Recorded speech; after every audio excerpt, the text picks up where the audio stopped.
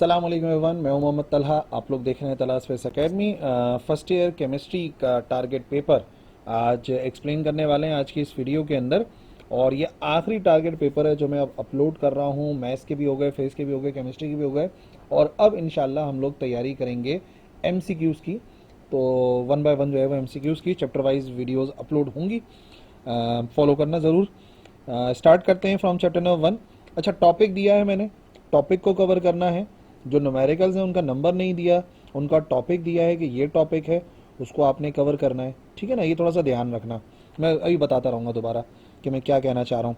Definitions अलहदा से mention करी हैं, रीजंस अलहदा से मेंशन करे हैं, डिफरेंसेस अलग से मेंशन करे हैं, न्यूमेरिकल्स अलग से मेंशन करें, और बाकी जो क्वेश्चन बचे चाहे वो शॉर्ट के हों लॉन्ग के हों वो अलग से नज़र आ जाएंगे। चैप्टर नंबर 1 से जो डेफिनेशंस करनी है, रिलेटिव एटॉमिक मास, ये लुसेक लॉ, और लिमिटिंग रिएक्टेंट है, मोलर वॉल्यूम है, एवोगाड्रोस नंबर, और एरोमेटिसिटी, इसको जो हमें कवर करना है। Differentiate between empirical formula, molecular formula, characteristics मेंटी से, ये थोड़ा सा ऐसे ही दे दिया मैंने बहरहाल। सिग्निफिकेंट फिगर्स और एक्सपोनेंशियल नोटेशंस, इनका डिफरेंस ज़रूर स्टडी करना, specially number 1 is the most important. अच्छा, कैलकुलेशन जो करनी है, न्यूमेरिकल्स जो करनी है, एक्सपोनेंट्स और सिग्निफिकेंट रूल्स, ये शॉर्ट में भी आ सकते हैं और एमसीक्यूज़ के लिए तो बहरहाल है ही अहम। और ये जो तीनों के तीनों मास मास, वॉल्यूम वॉल्यूम और मास वॉल्यूम रिलेशनशिप है, इसका बेहतरीन हल ये है कि जो प्रोग्रेस टेस्ट 1 है, जिसके 3 वीडियोस मैंने अलग से अपलोड की हुई हैं, उनको फॉलो करो। उनमें देखो किस तरीके से कैलकुलेशन की जाती है, उस जैसे सवालों की प्रैक्टिस करो 10 ईयर से। तो चैप्टर नंबर 1 में आपको कोई परेशानी इंशाल्लाह कभी फेस नहीं होगी। ठीक है ना, ये मैं आपको बता रहा हूँ। न्यूमेरिकल्स की देखो प्रैक्टिस करनी पड़ेगी, मैं कुछ भी कर लूँ लेकिन न्यूमेरिकल बता के काम नहीं चलेगा। न्यूमेरिकल की आप जब तक प्रैक्टिस ना करो। Chapter number 2, another important chapter, 3 states of matter, solids, liquids and gases. Definition में डिफ्यूजन देखो, कंप्रेसिबिलिटी देखो, viscosity, surface tension, vapour pressure, यही है, ये 5 ही हैं बस, तैयारी हो जाएगी। और Boyle's law, Charles law, Dalton's law और ग्राम्स लॉ ऑफ डिफ्यूजन। और P V equal to NRT करना ही पड़ेगा क्योंकि वो मैंने यहाँ पे न्यूमेरिकल्स में दिया हुआ है, P V equal to NRT. और ग्राम्स लॉ ऑफ डिफ्यूजन और Dalton's law of partial pressure के जो भी न्यूमेरिकल हैं, चाहे वो आप 10 ईयर के अंदर से स्टडी कर लो तो बहुत ही बेहतरीन काम हो जाएगा, और अगर लिमिटेड स्टडी करनी है तो बुक वाले कर लो, लेकिन प्रैक्टिस करोगे तो आने वाला सवाल इंशाल्लाह अटेम्प्ट हो जाएगा। आइसोमॉर्फिज्म, पॉलीमॉर्फिज्म, रियल और आइडियल गैसेस का डिफरेंस, एवापोरेशन और वेपोराइजेशन, और इसी तरीके से क्रिस्टलाइन और एमॉर्फस सॉलिड्स, इनका जो डिफरेंस है टेबल वाइज उसकी प्रिपरेशन करनी है, अहम डिफरेंसेस में से एक है। और रीजंस जो दिए हैं चैप्टर नंबर 2 से, एवापोरेशन एक कूलिंग प्रोसेस है, विस्कोसिटी क्यों डिक्रीज हो जाती है, टेम्परेचर को इंक्रीज करने से लिक्विड क्यों कैपिलरी ट्यूब में राइज होता है, कैपिलरी रिएक्शन मतलब क्या है, बॉइलिंग पॉइंट ऑफ लिक्विड क्यों रिड्यूस हो जाता है हाई एल्टीट्यूड पे, ड्रॉप ऑफ इंक, मतलब ये सातों के सातों पढ़ लो, आपके सामने ही है। अभी इसको वीडियो को रोको या जो पीडीएफ डाउनलोड करोगे वहाँ से देख लेना, ये इंपॉर्टेंट साइंटिफिक रीजंस हैं। और अगर अगर आप लोग कहोगे तो साइंटिफिक रीजंस के लिए अलग से जो है वो एक डेडिकेटेड, कि जितने इंपॉर्टेंट साइंटिफिक रीजंस है इस साल के, उनकी एक्सप्लेनेशन विद पीडीएफ इंशाल्लाह अवेलेबल हो जाएगी। लेकिन अगर आप लोग कहते हैं तो, अगर इंटरेस्टेड हो तो मुझे बताइएगा कमेंट्स में। Chapter number 3, the atomic structure, यहाँ से सबसे अहम जो है इलेक्ट्रॉनिक कन्फिग्रेशन वाला सवाल आता है। नंबर ऑफ प्रोटॉन्स कैलकुलेट करें, नंबर ऑफ इलेक्ट्रॉन्स, यानी कि पूरा जो इलेक्ट्रॉनिक कन्फिग्रेशन है वो लिखने वाला तरीकेकार। तो ये यहाँ पर है, कॉपर है, मैग्नीशियम है, क्लोरीन है, और ये जितने भी एलिमेंट्स हैं इनका अपनी इलेक्ट्रॉनिक कन्फिग्रेशन की प्रैक्टिस करनी है। इंशाल्लाह प्रैक्टिस करोगे तो जो भी आ जाए अटैम्प्ट कर ही लोगे। Electronegativity, hydrogen spectrum, atomic radius, इनको स्टेट और एक्सप्लेन करना है। क्वांटम नंबर्स क्या हैं, हर एक की क्या सिग्निफिकेंस है, ठीक है जी। और बहुत सा एटॉमिक थ्योरी, और राइटबर्ग्स इक्वेशन मैंने दी है, लेकिन राइटबर्ग्स इक्वेशन को स्टडी करने के लिए पहले आपको एनर्जी भी देखनी पड़ेगी ना। रेडियो एक्टिविटी में अल्फा बीटा गैमा की प्रॉपर्टीज़, और इलेक्ट्रॉन जो डिस्कवर हुआ था डिस्चार्ज ट्यूब एक्सपेरिमेंट से, उसको एक्सप्लेन करना पड़ेगा। डिफ्रेंसिएशन दे दी अल्फा और बीटा में, लेमन और बेलमर सीरीज में, ऑर्बिटल में इलेक्ट्रोनेगेटिविटी, इलेक्ट्रॉन एफिनिटी, नेचुरल और आर्टिफिशियल रेडियो एक्टिविटी।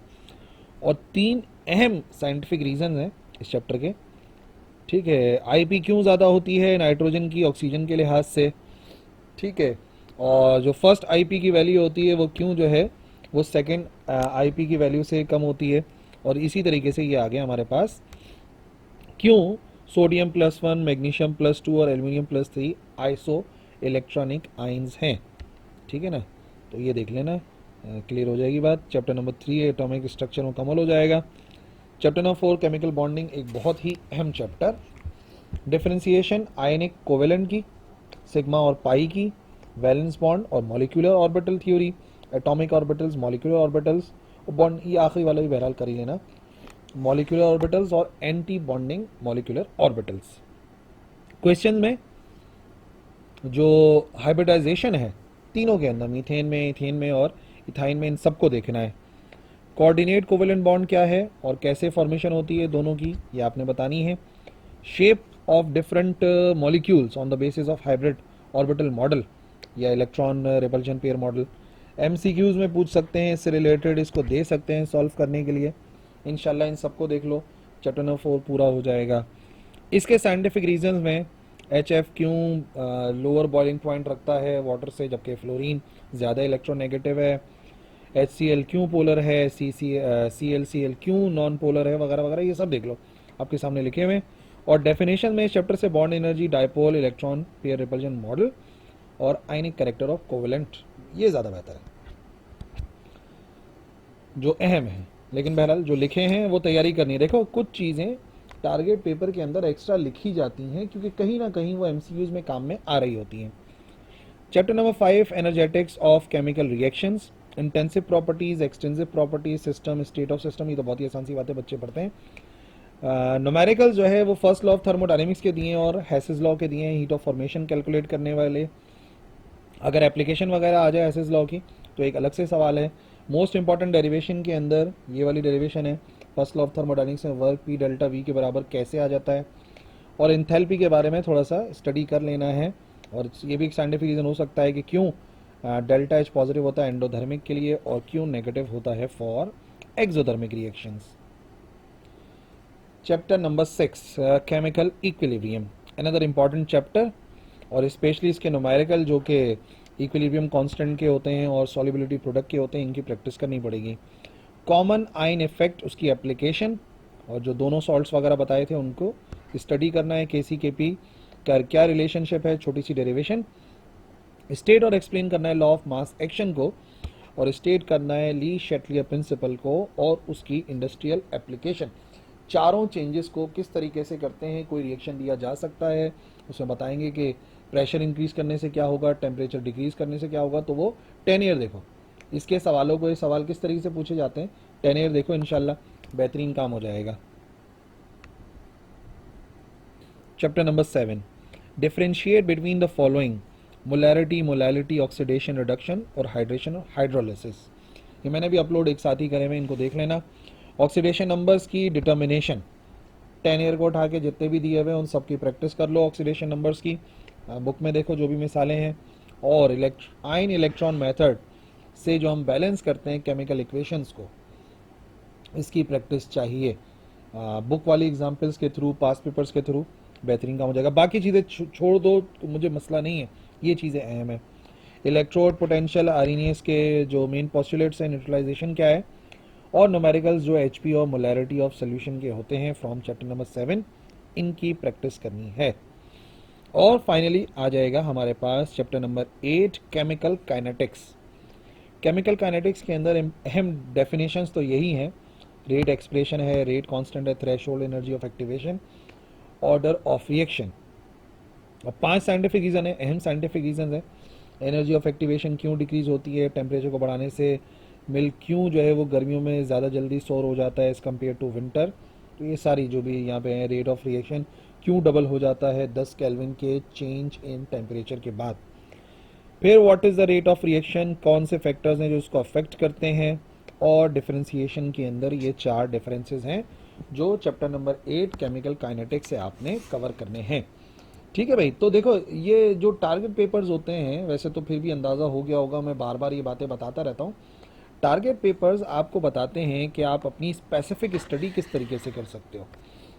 और प्लानिंग में एक और चीज़ शामिल कर लो कि आप जो है जो चैप्टर्स हैं, 8 चैप्टर हैं, उनको ऐसे आप कर लो कि जो डिफ़िकल्ट और इजी हैं उनमें थोड़ा सा रिलेट करो। कि अगर आपको लग रहा है कि नहीं यार ये तो दो मुश्किल चैप्टर एक साथ स्टडी करना प्रॉब्लम हो जाएगी, तो आप एक आसान चैप्टर स्टडी करो, एक मुश्किल चैप्टर स्टडी करो। और एक बड़ी अहम बात जो आप जहन में रखो कि जब आप कोई टॉपिक कर रहे हो उसके न्यूमेरिकल्स की प्रैक्टिस उसी के साथ करो। ऐसा नहीं करो कि पहले थ्योरी थ्योरी करते रहो और बाद में न्यूमेरिकल करो, ये तो फिर गलत हो जाएगा। आप थ्योरी स्टडी करो एक टॉपिक की और उसके बाद उसके न्यूमेरिकल को फ़ौरन अप्लाई करो, तो बड़ा बेहतरीन काम हो जाएगा। थ्योरी न्यूमेरिकल और डेफिनेशन चाहो तो एक साथ देख सकते हो कि जब कम टाइम है और लग रहा है कि नहीं अभी पढ़ाई नहीं हो पा रही है अभी, तो डेफिनेशंस को कवर करो। इंशाल्लाह टाइम मैनेज करो और मेहनत करोगे तो अल्लाह ताला ज़रूर सिला देगा।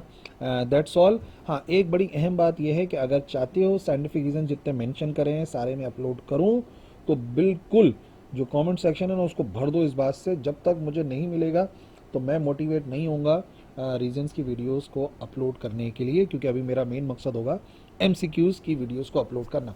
ओके भाई, ठीक है, आज के लिए काफ़ी है। That is it. अल्लाह हाफिज़।